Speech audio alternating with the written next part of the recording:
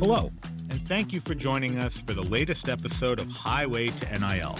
Today, we will be discussing NIL enforcement trends, including what we think is coming next.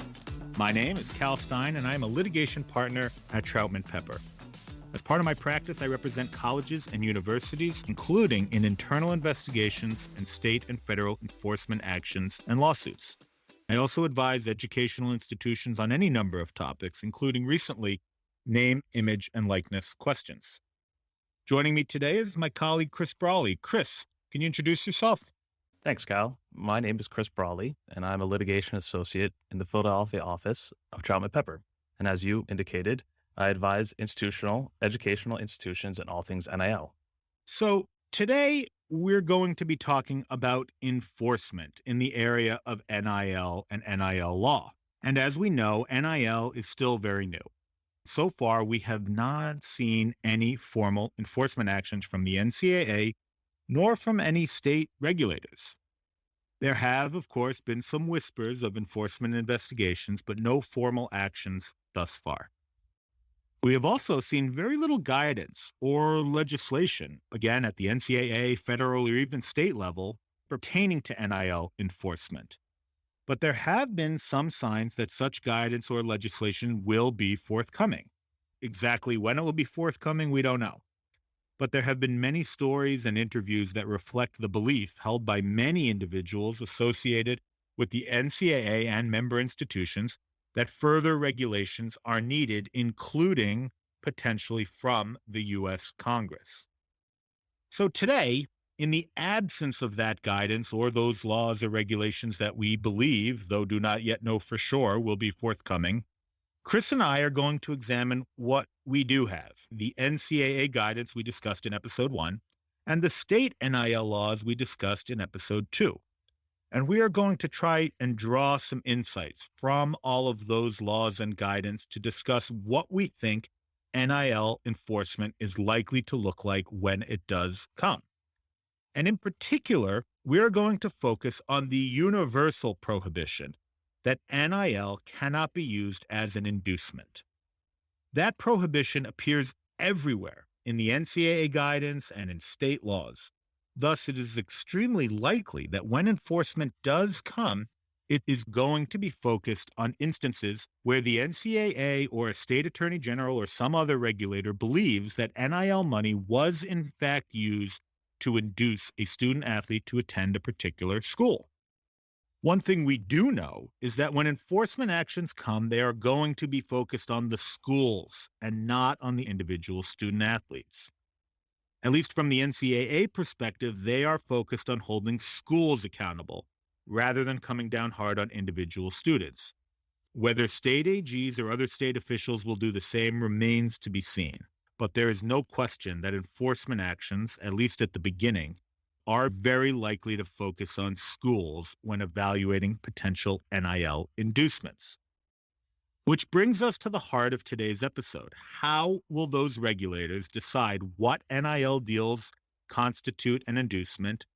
And perhaps more importantly, how are those regulators going to prove it in an enforcement action should one be brought? Those are some of the questions we are going to at least try to answer today. But before we get to that, we do want to address the one piece of guidance that does exist. Earlier, I said we do not have much guidance on enforcement, and that is true, but we don't have no guidance.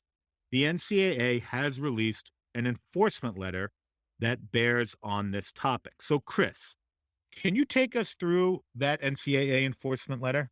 In June of this year, the NCAA released the enforcement letter addressing the issues of NIL benefits being used inappropriately. Specifically, the Enforcement Office provided a list of how schools can help in enforcement efforts. These include detecting and reporting potential violations on their own campuses, informing the enforcement staff when student athletes on their rosters are contacted inappropriately by schools or third parties, helping the enforcement staff uncover relevant information in a timely manner, and cooperating in efforts to expedite the review and resolution of potential violations. I think a key factor here, which you addressed at the outset of this episode and in previous episodes, but should be emphasized again, is that the enforcement staff is, quote, concerned with behaviors of institutional staff members and representatives, not on the eligibility of current or prospective student athletes. I think that's a major takeaway from this episode and from previous episodes, the fact that the NCAA is concerned with the institutional staff members and representatives and not the eligibility of current or prospective student athletes. So, Cal, I have to ask you, what's next? Having seen what the NCAA has said to date on enforcement, and it's not much, and Chris, you're quite right to emphasize that this, at least at the outset, is really going to be an institution problem. Without having said much, there is still some helpful and useful information out there for schools. But one thing that the NCAA letter that you just referenced does not address is the question that I posed at the start. The question of how is the NCAA or a state AG or anyone else for that matter, how are they going to determine what NIL compensation could be an inducement and how are they going to prove it? And this is really an important question because quite frankly, if NIL deals are being used to induce student athletes, the parties involved are not going to be obvious about it. It's very unlikely that the NCAA or a state AG or really anyone is going to uncover evidence that directly links a student athlete's decision to attend a particular school to his or her receiving a particular NIL deal. And while we don't have specific answers to any of these questions, we can glean some answers from our prior experience in the law.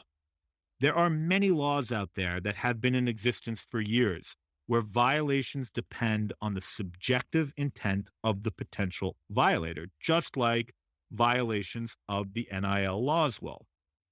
And looking at how those other laws have been enforced can give us some valuable insight into how the NCAA and states, and maybe one day the federal government, will enforce NIL laws. And the way that typically occurs is through circumstantial evidence. In the absence of some written or recorded statement from an individual that directly admits to an inducement, anyone seeking to enforce NIL laws will likely have to do so through evidence from which the inducement can be inferred. So let me give a real-world example that I deal with all the time and that I think has some application here. There is a federal law that's been on the books for decades. It's called the Anti-Kickback Statute. It prohibits individuals in the medical community, usually physicians, from receiving payments or gifts or really anything of value if one purpose of the payment is to induce that physician to refer certain business. So, for example, a drug company cannot pay a physician to induce him or her to prescribe its drug. There are very few cases where there is direct evidence in the form of a physician saying, gee, thanks for this payment. In return, I will prescribe your drug. But there are still many prosecutions under the anti-kickback statute and many significant prosecutions under it. And the evidence supporting those prosecutions just takes the form of circumstantial evidence. Payments to physicians that have one or more hallmarks of an inducement. And that is what we are going to focus on today. Hallmarks of an inducement, but in the context of the NIL and in the context of what we think the NCAA or state regulators will view as hallmarks of an inducement. And we're going to build on our last episode by mining the myriad state laws to find elements that, if they exist in a given NIL arrangement, could cause the NCAA or a state regulator to believe that an NIL payment is in fact an inducement. So Chris, let's start with one that is really pretty obvious, fair market value. Talk to us about fair market value and how it could be used as a hallmark of an inducement by the NCAA or a regulator. As addressed in previous episodes, under some state laws, compensation for name, image, and likeness must be in an amount commensurate to the fair market value of the student athlete's name, image, and likeness. And one way the NCAA may consider there to be some sort of inducement is if the compensation is way beyond the fair market value. We speculate that this may be harder to prove that it is not an inducement. But how do we calculate the fair market value? Again, this is all speculative, but this is something we suspect will be a hot button issue going forward. And we believe that it's something that NCAA may consider to be one of the hallmarks of inducement. And again, bringing this back to the real world example that I have dealt with for decades, in the context of other statutes, and again, I'll bring it back to the anti-kickback statute, there are payments that are made from, in my example, drug companies to physicians all the time. For example, a physician may perform legitimate consulting services for a drug company, and there's absolutely nothing wrong with that. And there's nothing wrong with that if the physician then prescribes that drug company's product. The way fair market value enters the equation is if a drug company, for example, pays that physician a consulting fee that is 2, 3, 4 times the normal amount. In that situation, federal regulators who enforce the anti-kickback statute have determined that that's an inducement that the payment is actually for something else. So maybe part of the payment is for the services, but because they're paying that physician, in my example, so much more than he or she otherwise would receive, there is suspicion, and it is a suspicious transaction and one that they're going to look at as potentially being more for inducement than for the services. And the same paradigm could one day happen in the NIL arena.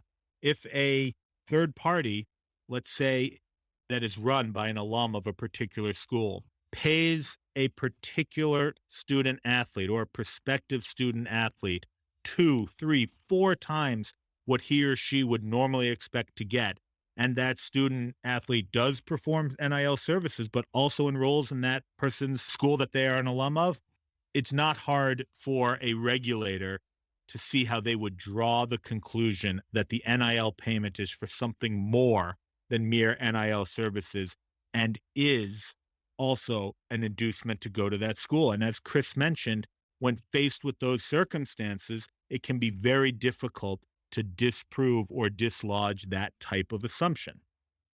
Another area where I think the NCAA and state attorney generals may look for potential hallmarks of an inducement is the involvement of the educational institution itself, including through third parties like boosters and collectives.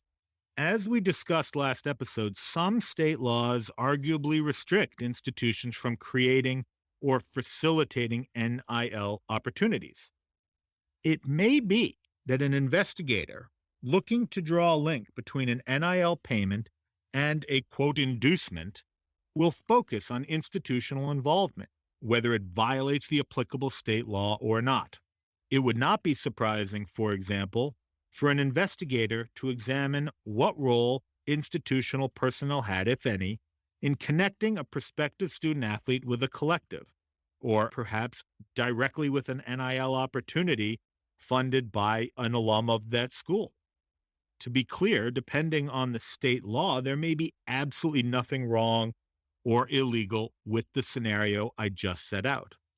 But regardless, an investigator or someone from the NCAA may interpret a close tie between institution and NIL engagement as suggesting the existence of some level of inducement. Institutions should be aware of this, and to the extent an institution or someone acting on behalf of an institution may insert itself close to one of these arrangements, especially if that involvement borders on facilitation, it should consider taking steps to guard against even the perception that there could be an inducement relationship. Chris, why don't you give us one more thing that we looked at and thought that maybe the NCAA or a state AG or some other investigator could consider a hallmark of an inducement? Yeah, I think what a state AG or an investigator could look at would be the timing of the NIL deal. Under some state laws, compensation for NIL must not come before a student athlete has begun his or her career at an institution of higher education. There is a thin line between inducement to attend a certain school over another because of where an NIL sponsor is located. I think in real world practice, however, this has become something of a hot button issue at the moment, given the number of transfer student athletes that we have seen going from one institution to another. And right after they enroll, we see an NIL deal announced shortly thereafter. I think this could be another instance of a hallmark of an inducement, as you discussed. And timing has long been one of the stalwart pieces of circumstantial evidence. And you can imagine any number of scenarios where the timing of a particular action or a particular payment, from that you could infer the existence of an inducement or some other causal relationship. I'll give a really easy example, and one that we've seen time and time again. In the employment context, there are every day many wrongful termination suits that are filed. Many of them involve allegations of retaliation after an employee, for example, complains about something his or her boss may have done. You can imagine a scenario where if an employee complains about something and then the very next day he or she is terminated, the timing of the termination in comparison to the report certainly begs the inference of a relationship between the two. And once again, the same could be said for an NIL arrangement here. If, for example, a student athlete was considering 5 different schools that he or she may attend, and he or she makes his or her announcement on one day, and then the very next day, there's an announcement of an NIL deal with the boosters of that school or with a company run by an alum of that school. The timing alone doesn't mean there was anything wrong, but it certainly may be interpreted that way by the NCAA, by a state attorney general, or by some other regulator. So timing is something that institutions and student athletes should have at the front of their mind at all times. And with that, I think we are out of time for today. Chris, I want to thank you for joining me on today's podcast and on this entire podcast miniseries. And I also want to thank everyone for listening. This is the last of our regularly scheduled podcasts in this miniseries, but Chris and I are going to continue to record episodes when news breaks or new guidance or regulations come out. I hope you will join us when we do. If you have any thoughts or any comments about this series, I invite you to contact me directly at callan.stein@troutman.com or Chris directly at christopher.brolley@troutman.com. You can subscribe and listen to other Troutman Pepper podcasts wherever you listen to podcasts, including on Apple, Google, and Spotify. Thank you for listening and stay safe.